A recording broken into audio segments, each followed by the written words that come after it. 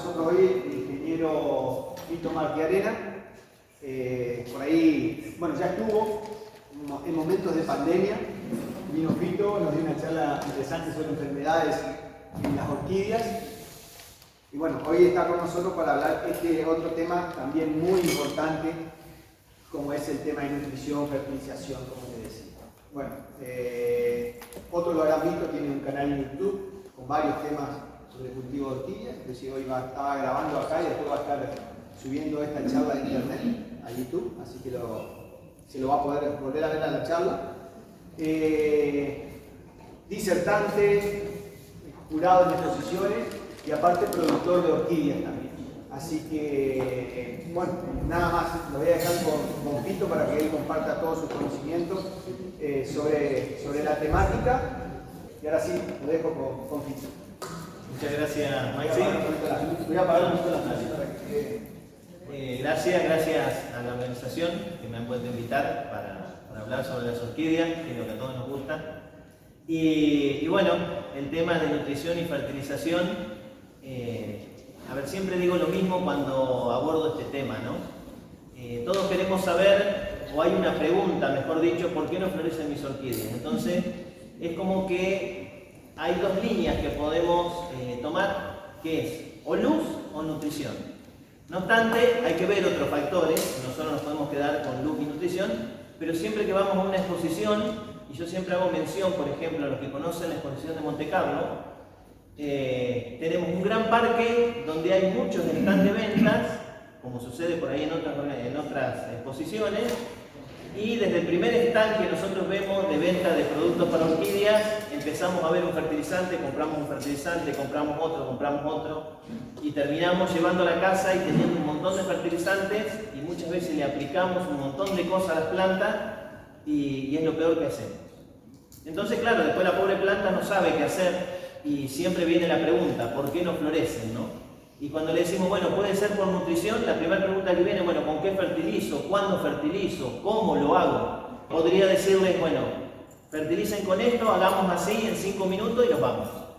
Pero a mí no me gusta que se vayan con una receta, que si bien está bien la receta, porque es lo que a veces lo que tenemos que poner en las plantas, tenemos que ver otras cuestiones del funcionamiento de la planta.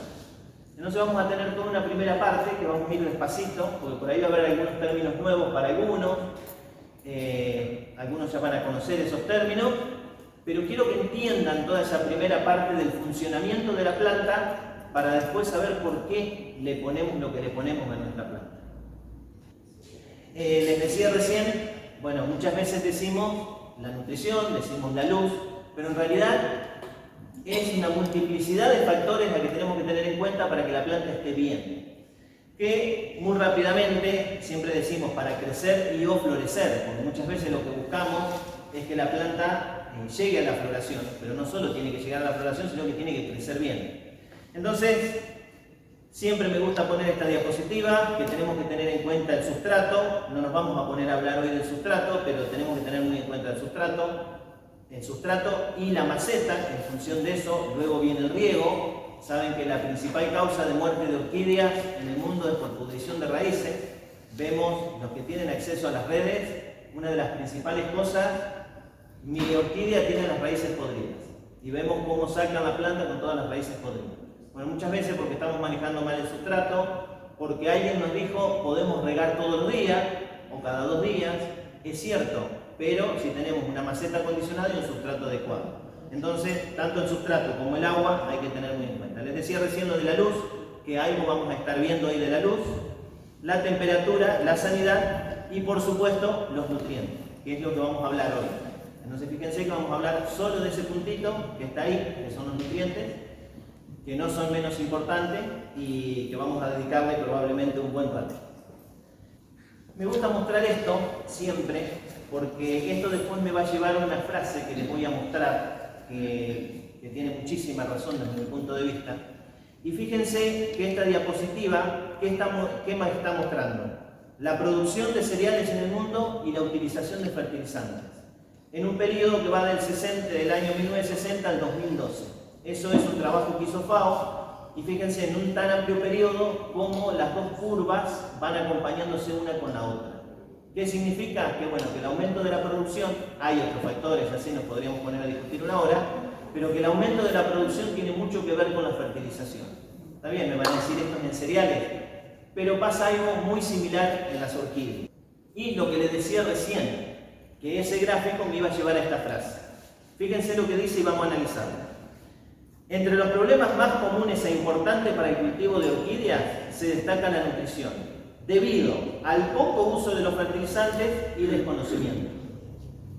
Poco uso de fertilizantes y desconocimiento. Recién les decía, a veces terminamos con un montón de cosas en la casa, entonces por ahí podemos decir, no es poco uso, sino más bien es el desconocimiento. El desconocimiento a veces, cosas muy sencillas. ¿Qué le aplico a mi planta? ¿Cuánto le pongo? ¿Cada cuánto? Ese desconocimiento. Porque todos sabemos que tenemos que fertilizar para que la planta esté sana, para que la planta florezca, pero muchas veces no sabemos cómo hacerlo. Entonces, esto nos va a llevar a que entendamos, digamos, cosas previas antes de entrar a ver el cómo, el cuándo o dónde fertilizar. Fíjense que acá yo les traje, si bien es muy infantil esta diapositiva, que la habremos visto ya por segundo grado de la escuela primaria, quizás hoy ni nos acordamos, pero que hay organismos autótrofos, que son aquellos que producen el alimento, que son todos los vegetales, y después la típica cadena alimentaria que siempre veíamos, el conejito que se come el pastito, el zorro que se come el conejito, que en definitiva todos terminan muriendo y los descomponedores hacen que se produzca ese ciclo de la materia. Que el ciclo de la materia en realidad son elementos químicos, y cuando esos elementos químicos son esenciales para las plantas, ahí entramos a hablar del ciclo de los nutrientes. ¿De qué nutrientes? Bueno, quizás algunos se acuerden de la tabla periódica de los elementos cuando íbamos a la escuela. Son 118 elementos, pero las plantas no utilizan los 118 elementos. Utilizan solo algunos que se llaman esenciales, que esos son los que hoy vamos a ver acá. Les decía al principio que quiero que entiendan el funcionamiento de la planta para ver después qué nutrientes ponemos. Hay 4 funciones vitales en las plantas que no son ni más ni menos que la fotosíntesis, que todos habremos escuchado hablar de la fotosíntesis, la absorción por el sistema radicular, la respiración y la circulación, que por ahí la circulación está muy acompañado con la absorción. Ahora, yo les voy a pedir que presten mucha atención porque vamos a tratar de relacionar la respiración y la fotosíntesis para ver cómo fertilizamos nuestras orquídeas. Les decía recién que la fotosíntesis, habremos escuchado 1 y 1000 veces en la escuela hablar de la fotosíntesis. Ahí ven ahí arriba, en ese grafiquito, que era la imagen anterior, donde decíamos que los productores de alimentos son aquellos que realizan fotosíntesis, que son los vegetales. ¿Qué sucede en la fotosíntesis puntualmente en nuestras orquídeas? Después vamos a ver otra cosa que sucede casualmente en esas plantas.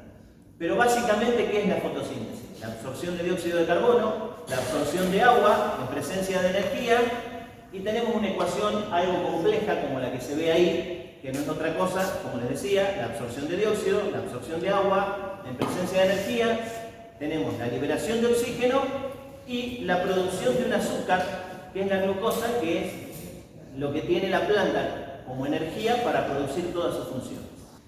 Eso es básicamente, y explicado muy sencillamente y muy rápidamente, lo que es la fotosíntesis. Ahora, como otra de las funciones, habíamos dicho que teníamos el intercambio gaseoso. Para el intercambio gaseoso, las plantas utilizan unas estructuras que se llaman estomas, que quizás habrán sentido nombrar o no, que son no otra cosa que unos pequeños poritos, en realidad viene del griego, que es una pequeña boca que tienen todas las plantas en el envés de la hoja, es decir, en la parte de abajo de la hoja. Ahí están los estomas. Los estomas son de tamaño muy pequeñitos, se miden en micrones. Fíjense, en promedio se habla de 10 micrones, depende mucho de las especies. Pero fíjense, aquí yo les traje, hoy vamos a ver varios trabajitos científicos, no para que analicemos los trabajos, sino para que veamos algunos datos que por ahí justifican todo lo que vamos a estar hablando. Fíjense, para el caso de las vainillas, por ejemplo, hay 8.700 estomas por milímetro cuadrado. ¿sí? Yo les decía recién, son estructuras absolutamente pequeñas. Esa estructura que veíamos previamente del estoma, ahí lo que está marcado en ese circulito en verde, esas dos células internas, son células que se llaman células oclusivas, que están reguladas casualmente, la apertura o el cierre de esas células oclusivas, básicamente por el potasio. Ya después lo vamos a ver al potasio. Y esas estructuras son las que hacen que la planta pierda más o menos agua, es decir, por donde transpiran las plantas. ¿Sí? Otra de las cuestiones que decíamos que teníamos en esa ecuación de la fotosíntesis es la luz. Decíamos que para producir la fotosíntesis teníamos la captura de dióxido de carbono, la absorción de agua y la presencia de luz.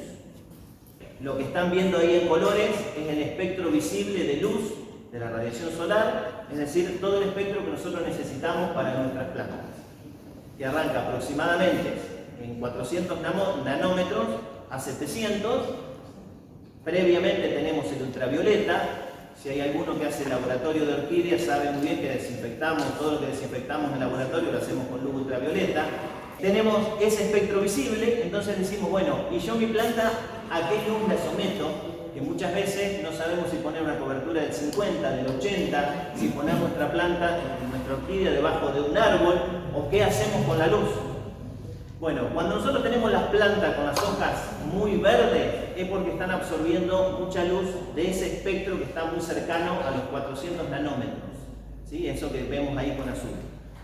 Cuando las plantas, y sobre todo por ahí se manifiesta mucho en las cattleyas, cuando tienen un tono amarillento, es porque las estamos sometiendo al otro extremo de la luz. Y que bueno, casualmente esa es la luz que necesitan la mayoría de las plantas para florecer. Bien, hasta acá vimos fotosíntesis, el intercambio gaseoso y vimos luz, que es todo lo que nosotros necesitamos para ver, digamos, el funcionamiento de la planta y entender fotosíntesis. Ahora se las complico un poquito más. Habrán escuchado en algún momento hablar de plantas C3, plantas C4 y plantas CAM. Bueno, ya les digo, en orquídeas solo tenemos plantas C3 y plantas CAM, no tenemos plantas C4. La planta, la C3, por ejemplo, la enzima que captura ese dióxido de carbono, recién cuando veíamos el intercambio gaseoso, tiene 3 átomos de carbono, por eso se llama C3, las C4 tienen 4, y las plantas CAM tienen un mecanismo totalmente diferente, que ya lo explico, se llama mecanismo ácido de las crasuláceas, porque se encontró por primera vez ese mecanismo en las plantas, en las crasuláceas. No obstante, tenemos orquídeas que son CAM y muchas. Vamos con las plantas C3. Ya vimos fotosíntesis, las plantas C3 es exactamente lo que yo les expliqué recién. Durante el día, presencia de luz, abren los estomas, producen el intercambio gaseoso, absorben dióxido de carbono, liberan oxígeno, hacen todo lo que les expliqué recién. Absorben el agua durante el día. ¿Sí? Entonces, y producen fotosíntesis. Nada raro. Hasta acá, yo podría estar regando las plantas C3 en la mañana y tienen el agua disponible durante todo el día, que es lo que yo necesito para que estas plantas hagan fotosíntesis. Ahora, ¿qué pasa con las plantas CAM? Me van a decir, bueno, pero siempre en la escuela nos dijeron que las plantas hacen la fotosíntesis durante el día. ¿Sí? ¿Cierto? Seguimos con el mismo concepto, que la fotosíntesis como tal la hacen durante el día. Ahora, ¿qué pasa con las plantas CAM? Abren los estomas durante la noche. Entonces, el intercambio gaseoso y la absorción de agua lo hacen durante la noche. Si nosotros tenemos un vivero lleno de cattleyas, por ejemplo, que son plantas CAM, ese procedimiento se va a dar durante la noche. Van a absorber el dióxido de carbono, van a absorber agua, y cuando nosotros vamos en la mañana al vivero, vamos a sentir, no sé si está bien dicho, un olor ácido, que de ahí viene el mecanismo ácido de las crasuláceas. Ahora, pero habíamos dicho que para hacer fotosíntesis necesitábamos la luz. Entonces, de noche no tienen luz las plantas. ¿Cuándo hacen la fotosíntesis? Bueno, acumulan ese dióxido de carbono durante la noche y el agua, y durante el día, cuando está en presencia de luz, completan el proceso de fotosíntesis. totalmente diferente a lo que habíamos visto para las plantas C3. Es decir, las dos hacen la fotosíntesis durante el día, solo que las plantas CAM hacen la absorción del dióxido de carbono y el agua lo hacen durante la noche. Muchas veces nosotros decimos que las orquídeas en una semana con exceso de riego la podemos matar, y a veces pueden pasar meses que no las regamos y la planta permanece viva. Bueno, las plantas CAM, que no sería lo mismo que las xerofíticas, pero tienen mecanismos para no perder humedad, por ejemplo. Entonces, pueden pasar periodos de seca sin que las reguemos y la planta va a permanecer viva. Las CAM, estamos hablando, que ahora vamos a ver cuáles son.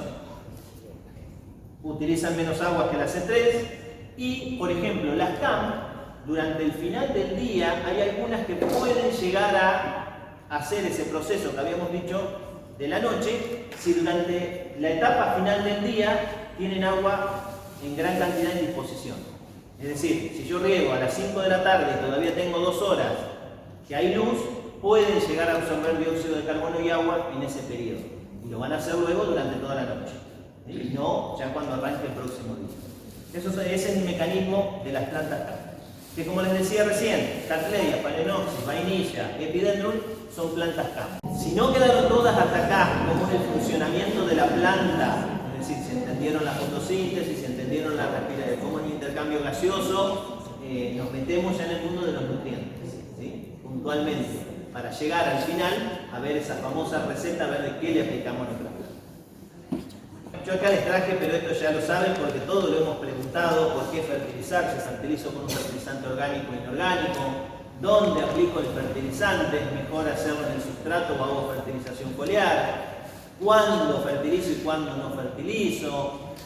¿Con qué lo hago? ¿Fertilizante de liberación inmediata o fertilizante de liberación controlada? Bueno, todo eso vamos a tratar de ver ahora. Así como clasificábamos las plantas, no solo clasificamos las plantas, parece que los seres humanos todos nos dedicamos a clasificar, también podemos clasificar los nutrientes. Y esto es muy importante que lo tengamos en cuenta. Hay dos grandes grupos, después también dentro de esos grupos podríamos volver a agrupar, pero hay dos grandes grupos, o tres podríamos decir, porque nosotros llamamos macronutrientes, micronutrientes, a los que nosotros manejamos. Yo hoy les decía que esos elementos químicos que circulan en el ciclo de la materia, cuando son esenciales para las plantas, hablábamos del ciclo de los nutrientes. Bueno, estos son los nutrientes, los 17, que son esenciales para nuestra planta. Ahora, carbono, hidrógeno y oxígeno, nosotros nos despreocupamos. Por ahí, si hay algunos que son muy curiosos y habrán leído, saben que en algún momento se intentó hacer la fertilización con dióxido de carbono, es decir, en lugares cerrados se inyectaba dióxido de carbono, entonces las plantas, en función de lo que vimos recién de la fotosíntesis, producen más fotosíntesis y crecen más. Bueno, no es una práctica habitual, por eso les digo, carbono, hidrógeno y oxígeno nos olvidamos, o casi que nos olvidamos. Y después tenemos entonces un grupo de 14 nutrientes, que eso sí los dividimos en macronutrientes y en micronutrientes. Muchas veces cuando aplicamos fertilizantes decimos NPK y nos olvidamos del resto, pero son 14. Ahí está el listado de los macronutrientes: nitrógeno, fósforo, potasio, calcio, magnesio y azufre. Y los micronutrientes. Si nuestra planta, nosotros logramos que tenga esos nutrientes, o sea, de suministrarle las cantidades adecuadas además de esos nutrientes, nuestra planta va a crecer. ¿Se acuerdan de esa primera diapositiva que decíamos para crecer y o florecer? Bueno, si hacemos todas las otras condiciones y le damos los nutrientes, 10 puntos. Lo que pasa es que a veces es difícil regular cuánto le pongo de un nutriente y cuánto le pongo de otro. Y como les decía, siempre nos basamos en el famoso NPK, que es nitrógeno, fósforo y potasio. Pero no es solo nitrógeno, fósforo y potasio. Necesitamos sí o sí aplicar microelementos. Y como les decía, son 17 los elementos esenciales. Vean esto, porque de aquí después se va a desprender por qué aplicamos esto o por qué aplicamos esto. Fíjense, les decía, tenemos tres elementos, que es el carbono, el hidrógeno y el oxígeno, que nos despreocupamos. Pero ¿esto qué es? Esos círculos que ustedes están viendo ahí son proporciones relativas de la cantidad de elementos nutritivos que tienen las plantas. Las plantas en general, ¿sí? Esto es un trabajo, un estudio muy grande que se hizo en el mundo, y las plantas en general se puede decir que esas son las proporciones relativas. Es decir, nosotros agarramos hoy una orquídea, o para no decir una orquídea, una planta de las que está afuera, un árbol, trituramos hoja, la mandamos a un laboratorio y nos va a decir que tiene más o menos esas cantidades relativas de esos elementos. Fíjense que esos tres que nosotros nos despreocupábamos, fíjense las proporciones respecto a lo que está abajo, tanto nitrógeno, potasio, calcio y demás, qué tan grande es la diferencia entre esos tres. Pero como nos despreocupamos, entonces nos vamos a los 14, eso que nosotros necesitamos para nuestras plantas. Que ahí van a ver que hay algunos que son intrusos, porque estos son estudios que se hicieron cuando se toman hojas de las plantas, se tritura, se manda al laboratorio, el laboratorio dice, la hoja, la rama, la raíz de la planta tiene estos elementos. Fíjense, nitrógeno, el grafiquito de arriba, como son macronutrientes, está expresado en gramos por kilogramo, y el de abajo en miligramos por kilogramo, por si ven las unidades, ¿no? Que después creo que aparece la salvedad, por ejemplo, para el cloro que dice 100 sería 0,1, ¿sí? Entonces habría que comparar 15 que está arriba con 0,1 del cloro de abajo. Entonces fíjense que dice 15 para nitrógeno, 10 para potasio, y así empieza a bajar. Esas son las proporciones relativas que hay en los órganos de las plantas. Y que en función de esto, nosotros después vamos a sacar la dosis de fertilizante que le vamos a aplicar a nuestras orquídeas. Porque si estos nutrientes están en las hojas o en todos los órganos de las plantas, quiere decir que eso es lo que demanda la planta para crecer, o es lo que necesita. Sería el ideal de lo que necesitan las plantas. Bueno, esas son las proporciones relativas. Les decía que puede haber algunos elementos que están como intrusos ahí. El sílice, por ejemplo, el sodio, aparece cuando nosotros mandamos esa muestra al laboratorio. Pueden aparecer elementos tóxicos también, pero con el sílice, por ejemplo, hay discusiones si es elemento esencial o no. El sodio, por ejemplo, es muy parecido al potasio. El potasio le hace muy bien a la planta y el sodio todo lo contrario. O sea, el sodio no, en lugares donde hay mucha sal en el agua, el sodio, que es el principal componente, nos arruina nuestras plantas. Entonces no debería aparecer. Pero cuando la planta hace la absorción, ¿no? Cuando veíamos el funcionamiento de esa plantita y hace la absorción de todos esos elementos, cuando absorbe el agua, no sabe lo que absorbe.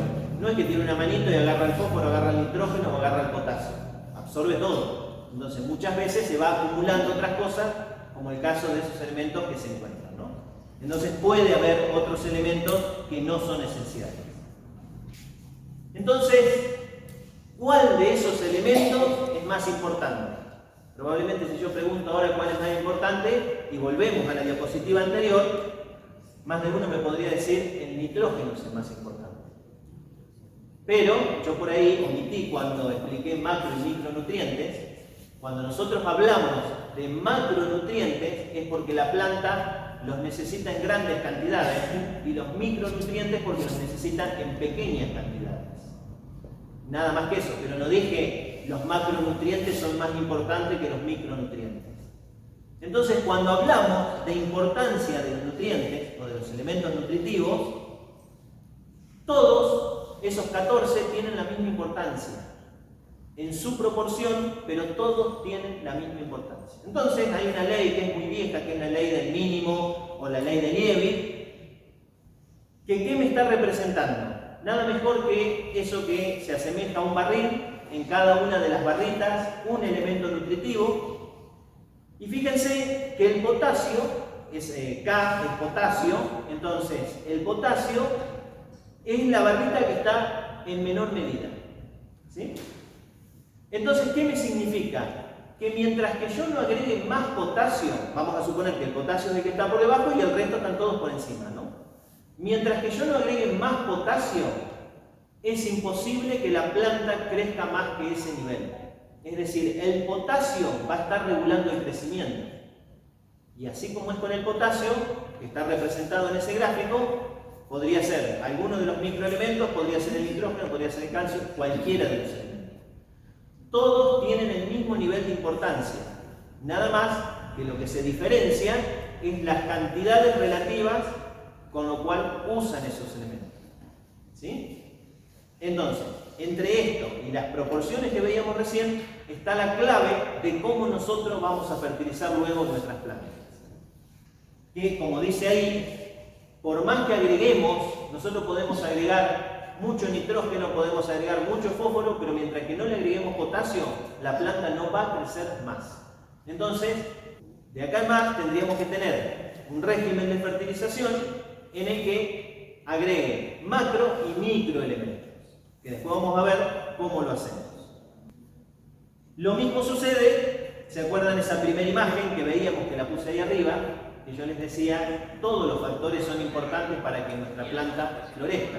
Que habíamos arrancado diciendo que una de las preguntas más comunes es ¿por qué nuestras plantas no florecen? ¿O por qué mi planta no florece? Y yo les decía, los nutrientes son quizás uno de los más importantes junto con la luz, pero si nosotros no regulamos todos los factores, la planta no va a florecer o no va a crecer, o lo va a hacer en menor proporción, en menor medida que lo que lo tiene que hacer. Muchas veces nosotros tenemos una planta y decimos, sí, floreció, pero quizás esa planta en condiciones normales daba 10 flores y ahora nos dio 5. Probablemente porque alguno de los factores está regulando, ¿sí? Sea cual sea, no importa.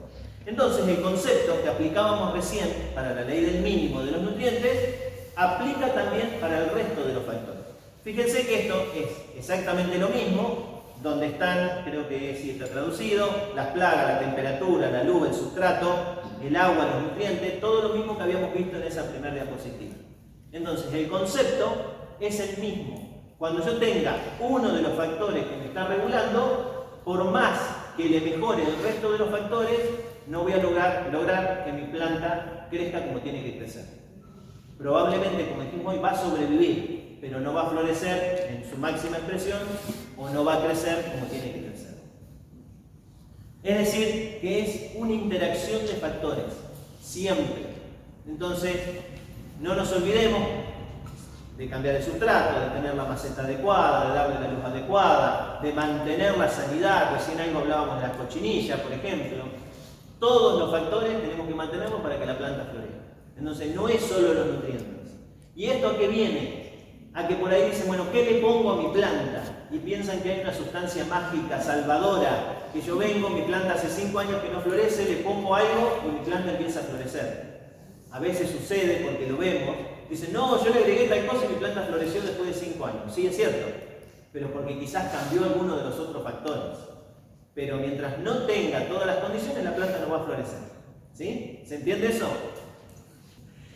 Algo que me faltó decirles es que la absorción de nutrientes, que ahora lo vamos a ver a continuación, está regulada por algo que es el pH. Entonces, de acá en más, van a ver que vamos a empezar a hablar de fertilización en el sustrato o fertilización foliar. ¿Qué hacemos?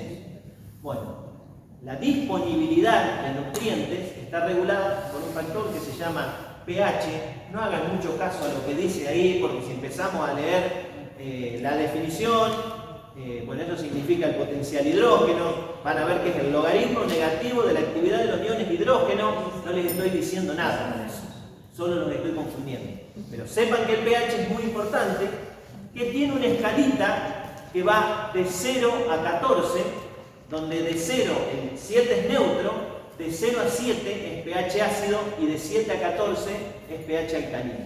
¿Sí? Para cualquier sustancia. Esto es universal. Por eso les decía, olvídense de la definición, no hay problema si no se acuerdan la definición. Sí sepan que los nutrientes, la absorción de nutrientes, está regulada por ese factor que es el pH.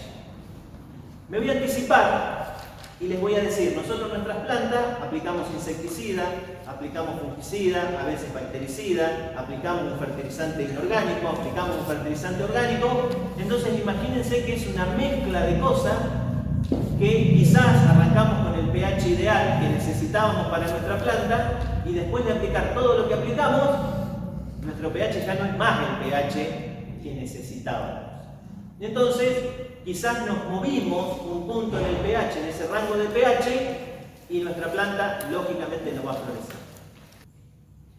Y fíjense, esos elementos nutritivos que habíamos dicho que eran esenciales para la planta, aquí vemos unas barritas donde en la parte superior de la barrita van a ver que arranca el eje en 4 y termina en 10. Eso significa valores de pH entre 4 y 10. Fíjense que a la izquierda dice rango de acidez y a la derecha rango de alcalinidad. Bueno, donde la barrita se hace más gruesa, por ejemplo para el nitrógeno, esa primera barrita verde, fíjense que el rango de disponibilidad óptima sería esto para la planta de nitrógeno está entre 6 y 8, podemos decir. Bueno, luego el fósforo, luego el potasio, fíjense los microelementos, cómo se desplaza más hacia la acidez, que esos son los rangos en los cuales los nutrientes están disponibles para las plantas. Hay algunas tablitas, yo no las quise traer hoy, porque muchas veces decimos nitrógeno, fósforo, potasio o cualquiera de los otros elementos y lo decimos en forma muy genérica. Pero las plantas no es que agarran el fósforo como tal, no. Tiene que estar en una forma asimilable, ese fósforo por la planta. Entonces, ¿dónde va a estar asimilable? En ese rango de pH. Lo mismo pasa con todos los elementos nutritivos. Necesitamos un rango de disponibilidad. Por ejemplo, el nitrógeno no es que toma el nitrógeno, toma el nitrato. No los quiero confundir mucho con los nombres químicos, pero por ejemplo, no es que toma nitrógeno, sino que toma nitrato. ¿Sí? Y ese nitrato, ¿dónde está disponible? En ese rango de pH. Entonces, fíjense qué importante que termina siendo el pH, que me pone en disponibilidad ciertos elementos o no. Entonces, es muy difícil regular el pH del sustrato. Este es un trabajo que hizo el INTA, donde tenemos muchas especies ornamentales y otras, y fíjense el rango de pH para orquídeas, entre 5,2 y 5,8. Es ácido. Principalmente cuando veíamos recién el rango de disponibilidad, sobre todo los microelementos, necesitaban ese rango de acidez. En laboratorio, casualmente, utilizamos exactamente el mismo rango de pH en el medio de cultivo. Siempre decimos 5.5, que sería justo en el medio de entre 5.2 y 5.8. Entonces, vuelvo a lo que les dije anteriormente. Imagínense, con toda esa mezcla de cosas que nosotros le aplicamos a nuestra pobre planta, ¿cómo hacemos para lograr ese rango de pH? Es muy difícil. Entonces, acá me van a empezar a dar la razón de que la fertilización foliar es la que mejor funciona en las orquídeas. Yo, obviamente, me vuelco por la fertilización foliar, aplico fertilización foliar, después cada uno hará lo que le parece, pero acá está uno de los grandes fundamentos por qué hacer fertilización foliar. En ese sustrato tenemos las raíces, todos sabemos, la utiliza de sostén, la planta, no me voy a poner a hablar mucho de las raíces ni del velamen. El velamen no son otra cosa que células muertas con paredes engrosadas que les sirve para acumular agua, acumular nutrientes, y el sistema radicular básicamente para la absorción cuando hacemos la fertilización por el sustrato. ¿Sí? Entonces, ese es el sistema radicular de la planta. Ahora bien, nosotros tenemos distintas formas de que lleguen los nutrientes a las raíces, o las raíces a los nutrientes. Pueden ser las dos cosas, que las raíces crezcan y lleguen a los nutrientes, o que los nutrientes lleguen a las raíces. Es como que hay tres vías, una que es la más importante, que es la de difusión, que es la diferencia de concentración entre un punto y otro. No sé si recuerdan lo que es el proceso de ósmosis, que una sustancia pasa de menor concentración a mayor concentración. Bueno, acá sería lo mismo, ¿sí? Entonces, el proceso de difusión es eso, digamos, los nutrientes se mueven a nivel de iones, ¿sí? Los nutrientes solamente. Después tenemos lo que les decía, que las raíces se mueven hacia los nutrientes. En la medida que la planta va creciendo, puede ir explorando otros lugares y va llegando a los nutrientes. Y luego, cuando nosotros regamos, por ejemplo, el flujo masal, es decir, agrego agua, tengo nutrientes en superficie y los nutrientes bajan porque el agua los arrastró, ¿sí? A diferencia del primero, que se movía por diferencia de concentración en el sustrato. ¿sí? Esa es la forma que tenemos de movilidad de los nutrientes. Entonces, imagínense que tenemos que estar pensando en la forma en que se mueven los nutrientes, en el pH, y que todavía tengo que ponerle microelementos y macroelementos. Por ahí, en mi caso, complica más la fertilización en el sistema radicular. Entonces, también alguien estudió que las plantas se nutren a través de las hojas. Hoy yo les había hablado de los estomas, que hacía el intercambio gaseoso. Hay muchos científicos que aún mantienen la teoría, yo entiendo que no, que están equivocados eso, sino que voy por la mayoría, que dice que los nutrientes no ingresan vía estomática. Recuerdan que yo les decía que los estomas están en la parte de abajo de la hoja, le decían en vez de la hoja. Bueno, los nutrientes no ingresan por vía estomática, los estomas son para el intercambio gaseoso. Lo aclaro porque no me acuerdo si lo puse o no. Los nutrientes, ahí tenemos una hojita, eso que están viendo en color marroncito sería la pared celular, la cutícula en realidad, la parte externa de la hoja. Eso que está representado como bolitas blancas no sería otra cosa que las gotitas de solución con fertilizante, un elemento nutritivo. ¿Y qué sucede? Esas gotitas producen una invaginación en la cutícula de la hoja e ingresan por unos poritos, que creo que les traje el nombre, que se llaman hidrofílicos, nada más. ¿Qué sucede cuando nosotros fertilizamos vía radicular? Para compararlo con esto. La planta, yo les había dicho hoy, cuando las funciones de la planta tenía la absorción, la circulación. Todos los nutrientes la planta los procesa en las hojas. Entonces tiene un alto costo energético para llevar esos nutrientes o sea, que los absorbe por el sistema radicular hasta las hojas. Es decir, absorbe 10, créanme, gasta 5. No sé si es 5, pero gasta 5. ¿Sí? Le queda un saldo de 5. Cuando lo hace toma hoja, tiene un costo energético, obviamente, pero en vez de que sea 5, probablemente sea 1. Entonces el saldo es 9. Siempre tiene menos costo energético. De lo que nosotros aplicamos, tenemos un menor costo energético cuando aplicamos por hoja.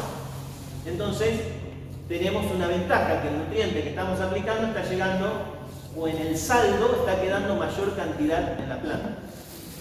Primera ventaja. Segunda, que nosotros lo aplicamos en la hoja. ¿Qué pasa? La hoja, yo les dije hoy, 8000, bueno, en caso de los estomas, pero las células estas tienen tamaños similares, por donde absorben los poritos, o sea, los poritos estos, por donde absorben los nutrientes, tienen un tamaño similar a los estomas. Yo les había dicho 8000 estomas por milímetro cuadrado. ¿Sí? Entonces, imagínense que imposible, por más que nosotros regulemos nuestro rociador con la gotita lo más chiquita posible, imposible lograr ese tamaño. La segunda ventaja es que cuando nosotros aplicamos ese fertilizante, esas gotitas muchas veces caen de la planta. Entonces, no lo absorbió por hoja, pero cae en el sustrato.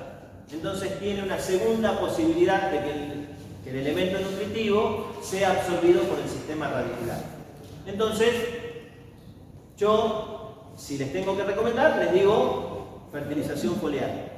Y los fundamentos que para mí son muy claros. La fertilización foliar, recuerden que no necesitamos regular el pH del sustrato. ¿Sí? Cuidado, porque muchas veces confundimos, no me voy a poner a hablar mucho de agua, pero muchas veces confundimos pH con conductividad eléctrica. Conductividad eléctrica en el agua es la cantidad de sólidos que tenemos, por decirlo de alguna manera, que muchas veces podemos tener muchas sales. Cuando tenemos muchas sales tenemos pH más elevado. ¿Sí? Entonces no es eso lo que tenemos que regular, los sólidos, digamos, sino que tenemos que tener en cuenta que el agua que apliquemos, ideal, como les digo siempre, el agua de lluvia. Agua de lluvia o agua tratada. Hoy grandes viveros, por ejemplo, que no tienen buena calidad de agua en sus viveros, utilizan unos aparatitos que son de ósmosis inversa. Es decir, el agua pasa por el aparatito, le extrae la sal y el agua sale con valores acordes a lo que necesitan las plantas.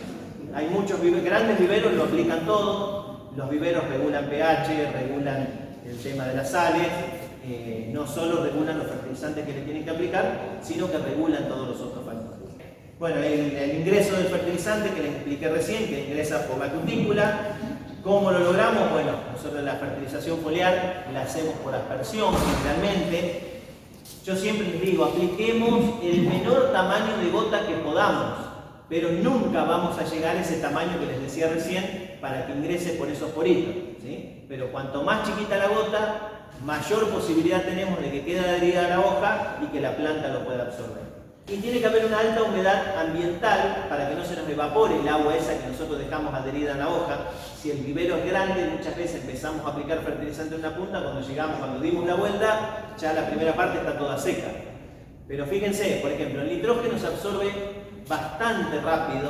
En las primeras 2 horas como que tendríamos la máxima absorción de nitrógeno, y el potasio suele pasar hasta 24 horas para que la planta lo absorba.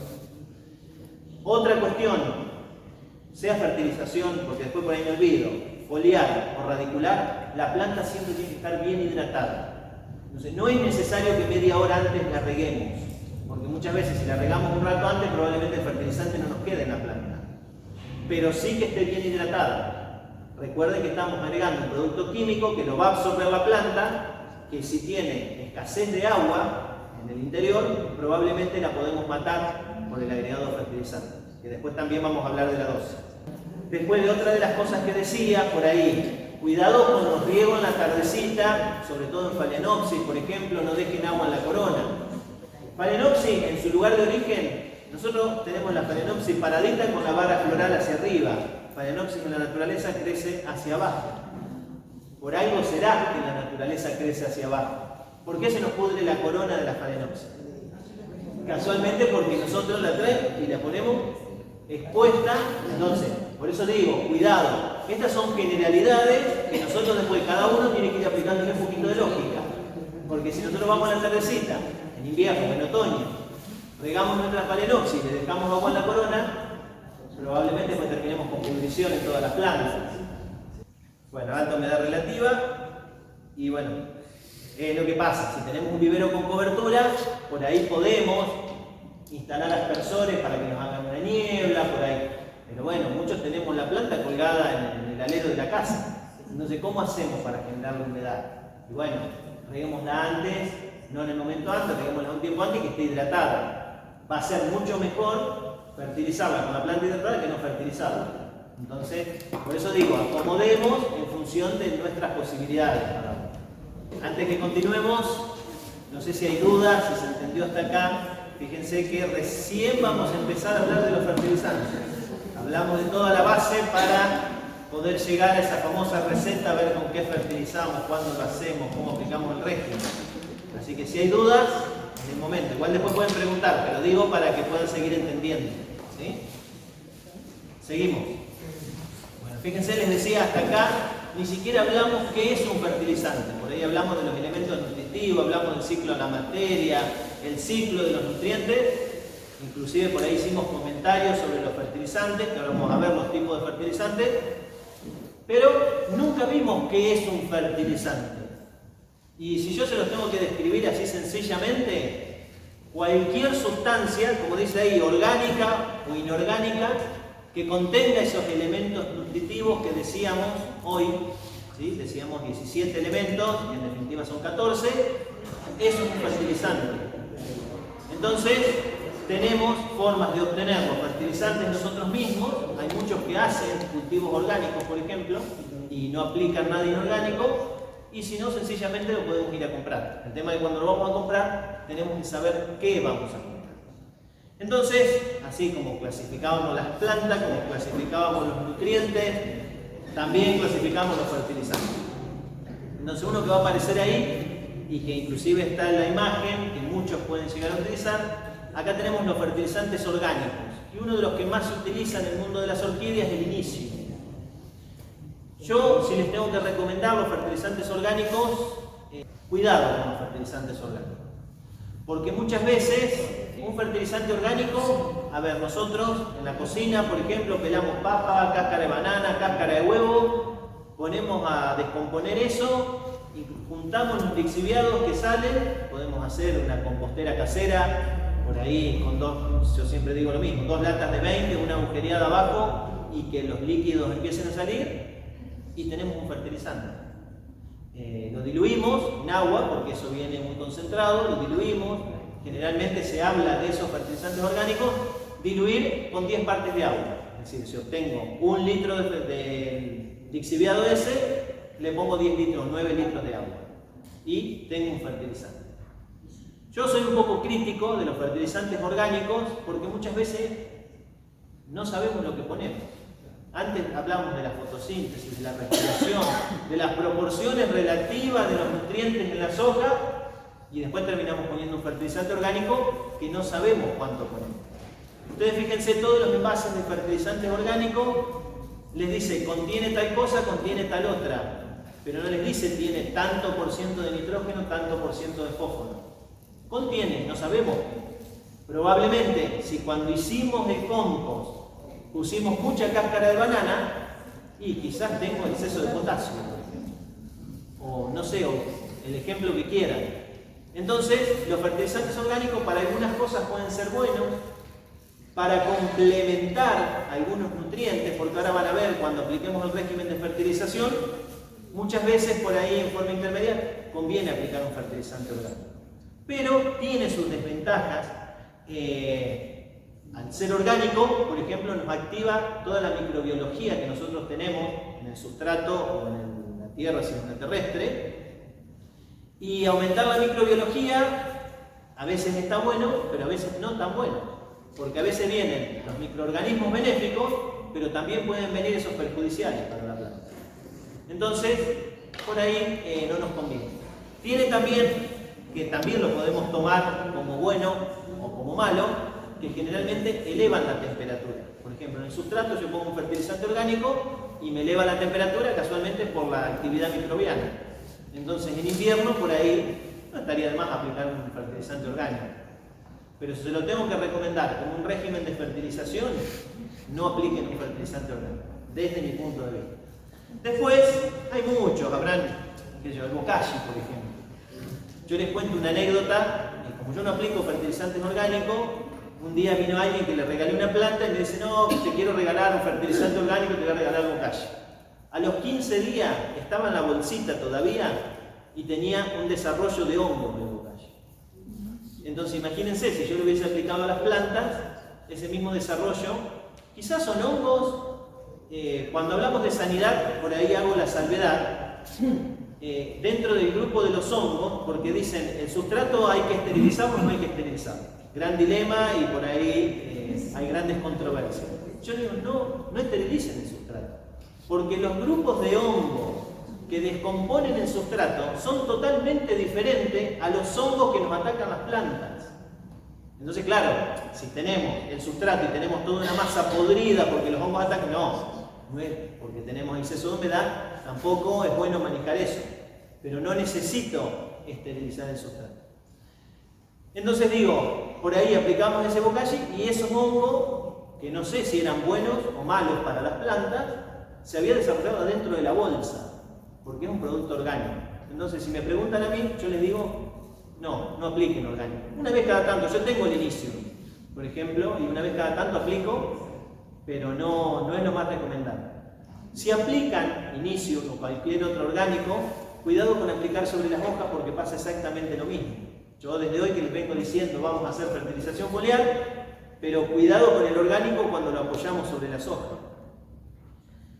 ¿Qué pasaría, por ejemplo, si nosotros fertilizamos con un fertilizante orgánico y lo apoyamos sobre las hojas?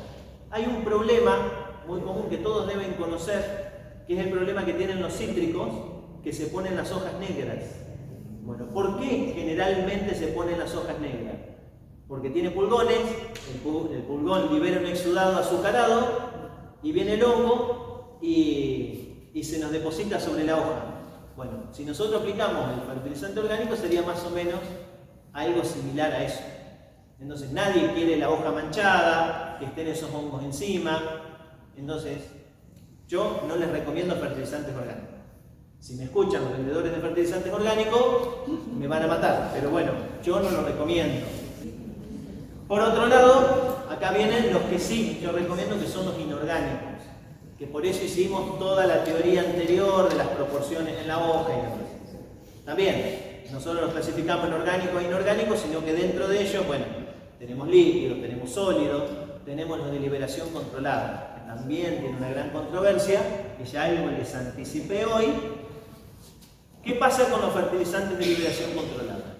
Yo les decía hoy, sí, yo no tengo tiempo en toda la semana y bueno, y no voy a poder fertilizar y no quiero dedicar el fin de semana a las plantas porque es el único día que tengo libre, y sí, por ahí conviene poner fertilizante de liberación controlada. Ahora, ¿qué pasa? Y sobre todo, por ejemplo, en esta región que hace mucho calor en verano. El de liberación controlada generalmente son unas pelotitas con una membrana semipermeable que en el interior tienen nutrientes. Esa membrana semipermeable se abre en presencia de temperatura y humedad. Entonces muchas veces decimos, bueno, cuando hace calor tengo que regar todos los días, a veces regamos 2 veces por día para bajar la temperatura que hace el mediodía, a veces terminamos regando. Entonces imagínense, con esa temperatura y con esa humedad permanente, esas bolitas de fertilizante de liberación controlada, el vendedor me dijo que me iban a durar 6 meses, o 3 meses, o 9, hay ahora de 1 año inclusive, y yo apliqué el fertilizante de liberación controlada y en 15 días no me quedaron más nutrientes en la planta, porque los liberé a todos y se me fueron. Y ustedes van a ver que cuando aplican los fertilizantes de liberación controlada, quien lo hace, van a cambiar el sustrato a los 2 años y van a encontrar esas pelotitas. Pero aprieten esas pelotitas y están vacías, no tienen nada adentro. Es solo esa membrana que les dije, es lo único que queda. Los nutrientes quizás se fueron en 15 días. Y nosotros estamos confiados que por 6 meses no teníamos que fertilizar. Entonces, si me dicen a mí, si tienen tiempo de aplicar un régimen de fertilización, tampoco es lo ideal aplicar fertilizantes de liberación controlada. Insisto, si no tienen opción de hacer un régimen de fertilización, apliquen el de liberación controlada, que es mejor a no hacer nada. ¿Qué fertilizante aplico? Desde que arrancamos teníamos esas preguntas, ¿no? Justo recién no sé con quién hablaba, yo les decía, no vayamos a los grandes fertilizantes, van y compran fertilizantes por ahí en Estados Unidos, los pagamos en dólares. ¿Para qué? ¿Para qué hicimos toda la teoría de la hora anterior? Que lo único que tengo que controlar son las proporciones relativas de nutrientes que tengo en la hoja. La planta necesita eso. La planta no sabe si el fertilizante viene de Estados Unidos o lo compré acá en la esquina.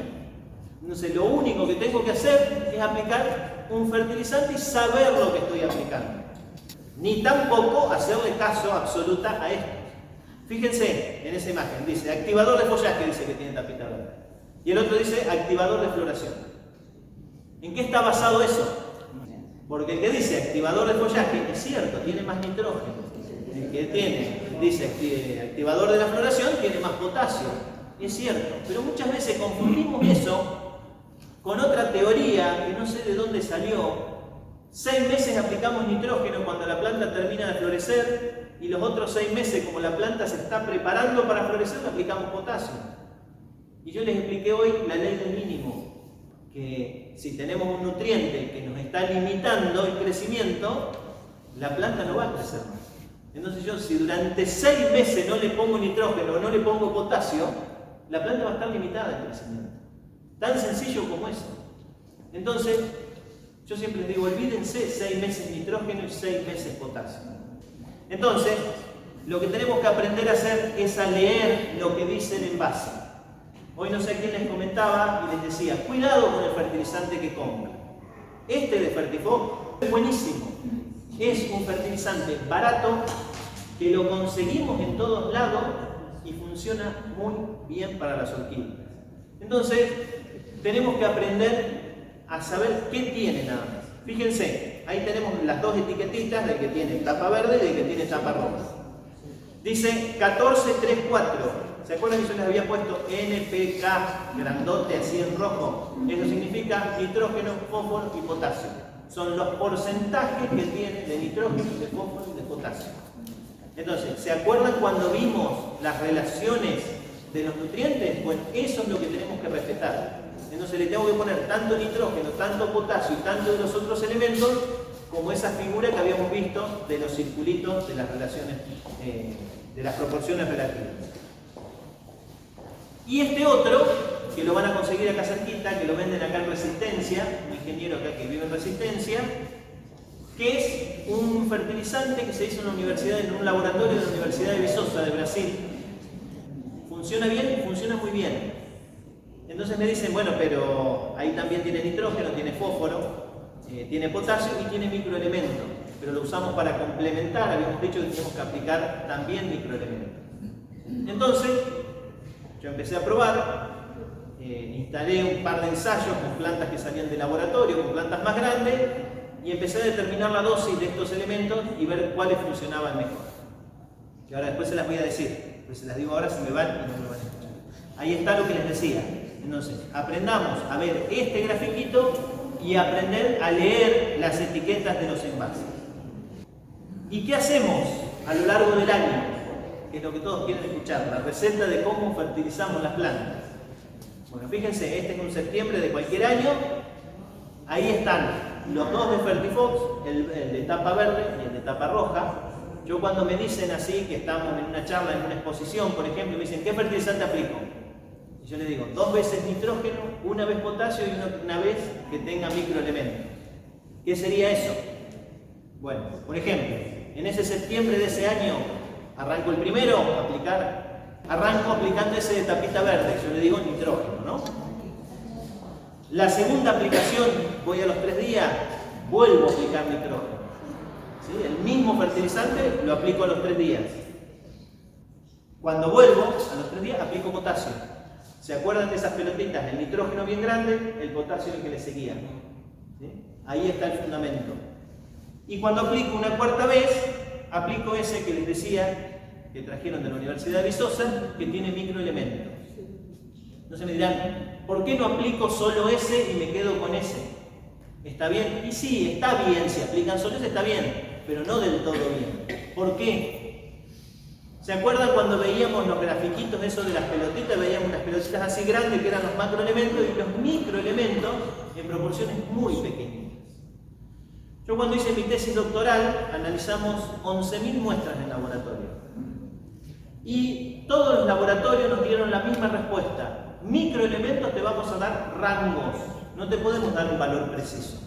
Porque los microelementos es muy difícil detectar en laboratorio el valor preciso.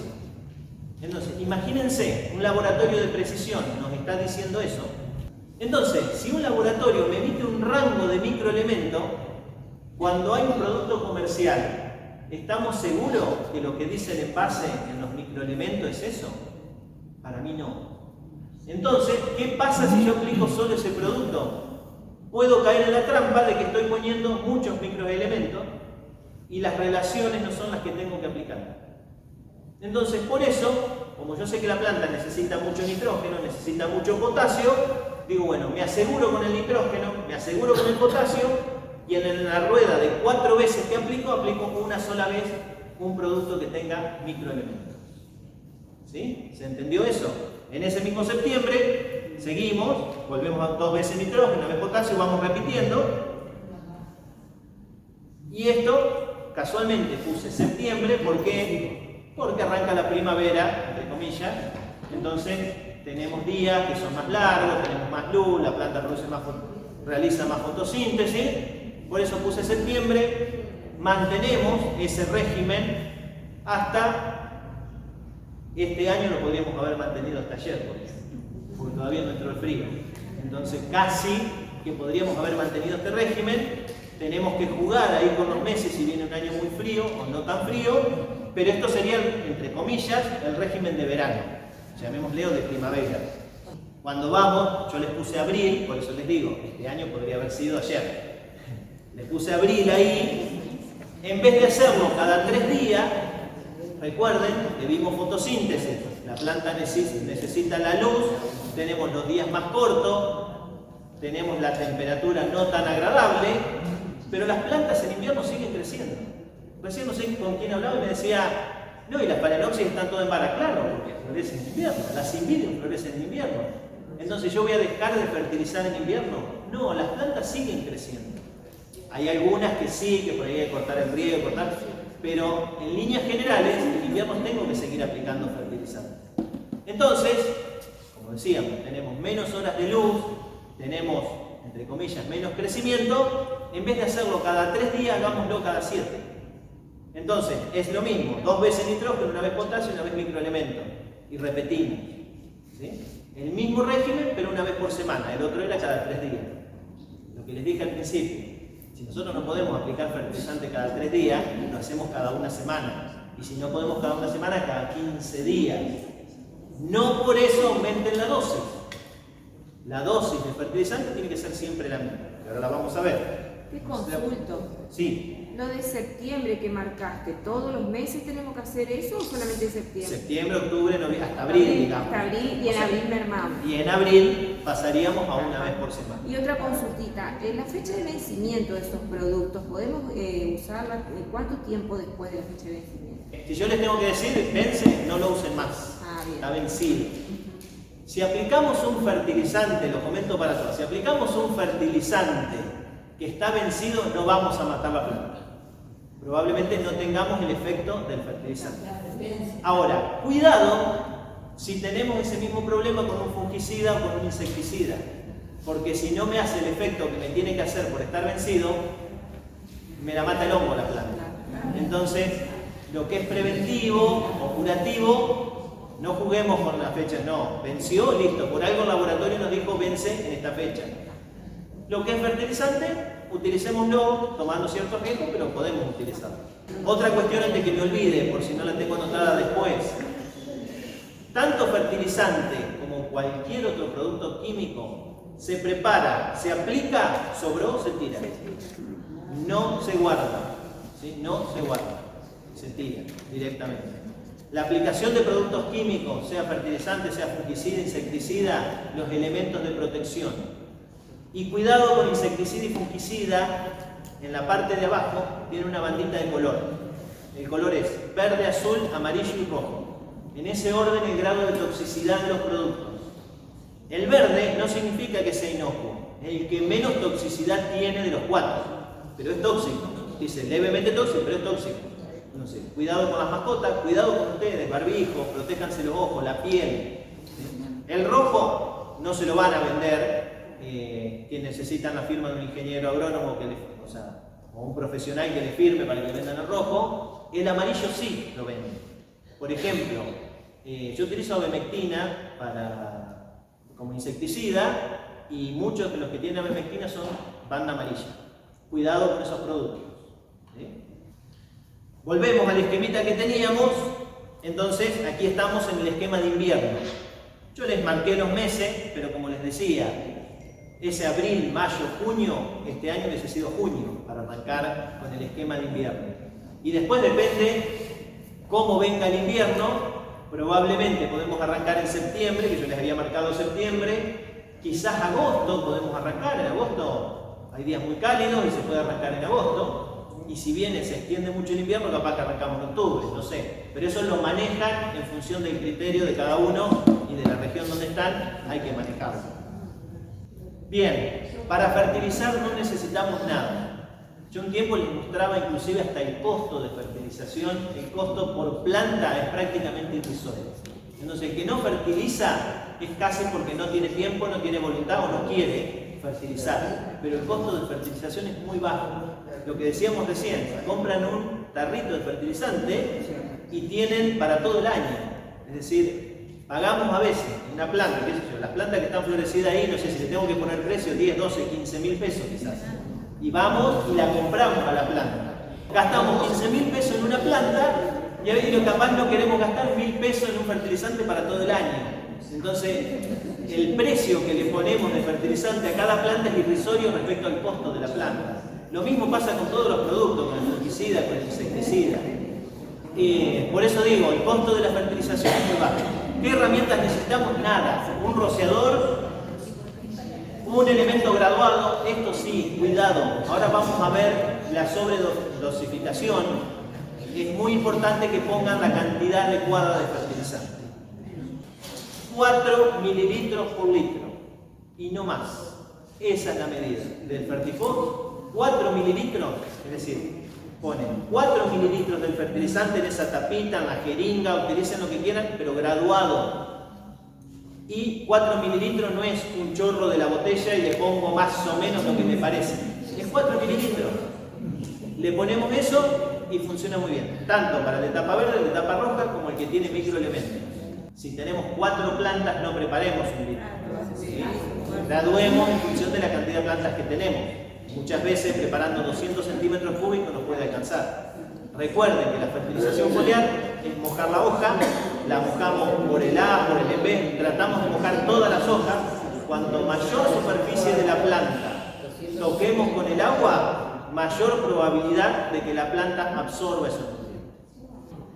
Bueno, y acá vienen algunos resultados, y que para mostrarles, casualmente, hay algunas cosas que suceden con las orquídeas puntualmente, y con la fertilización en las orquídeas.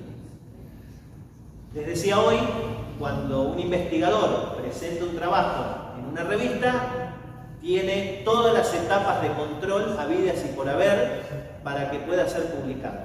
Y eso, los controles técnicos, ¿sí? Es decir, que cuando está en una revista es porque estadísticamente está bien, porque está todo chequeado, ¿sí? Fíjense, esto es un ensayo con dendrobium tipo nobile, donde aplicaron nitrógeno, fósforo y potasio, diferentes dosis. Y fíjense esto, acá viene la tablita de resultados. Yo les traje apenas 2 resultados de lo que hay en trabajo. El trabajo es larguísimo, lo pueden leer entero. Fíjense. El caso del nitrógeno, ahí están las dosis, marcado con esa flecha en rojo: 0, 50, 100, 200 y 400. Eso es miligramos por litro. Se ve que utilizaron un fertilizante sólido que lo diluyeron en agua, ¿sí? Miligramos por litro. Es la dosis creciente. ¿Qué midieron? Una de las variables que midieron, la altura de las plantas. Y fíjense, cuando no aplicaron nada, la plantita creció 36 centímetros. Cuando aplicaron, creció, en el caso de la dosis de 50, creció 56 centímetros. Cuando aplicaron 100 miligramos por litro, creció 64. Ahora fíjense lo que pasó después. Con la dosis de 200 y de 400 empezó a, entre comillas, a crecer menos o decrecer, decimos a veces, creció menos. ¿Por qué? Porque nos excedimos en la cantidad de fertilizante, en la dosis. Esos 4 mililitros que yo les decía del Fertifox son 4 y no son 8, porque si no nos va a pasar eso, va a crecer menos. Tiramos más fertilizante. ¿Para qué? Para nada, para que nos crezca menos.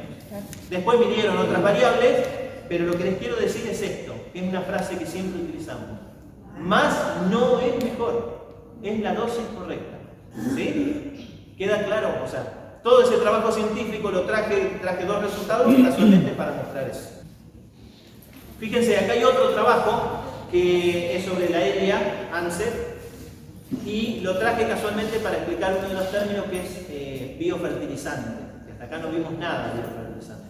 Vimos los orgánicos, vimos los inorgánicos, pero biofertilizantes no vimos nada.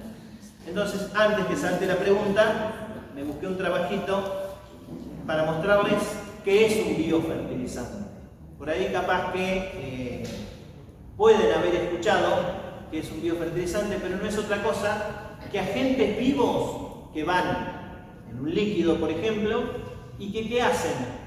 Yo hoy se acuerdan que les decía que los nutrientes yo no le doy, la planta no toma nitrógeno como tal, sino que toma el nitrato.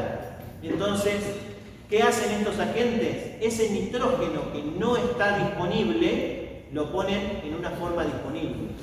O el fósforo lo mismo. Hay bacterias, por ejemplo, que ponen el fósforo en forma asimilable. Entonces, eso sería un biofertilizante.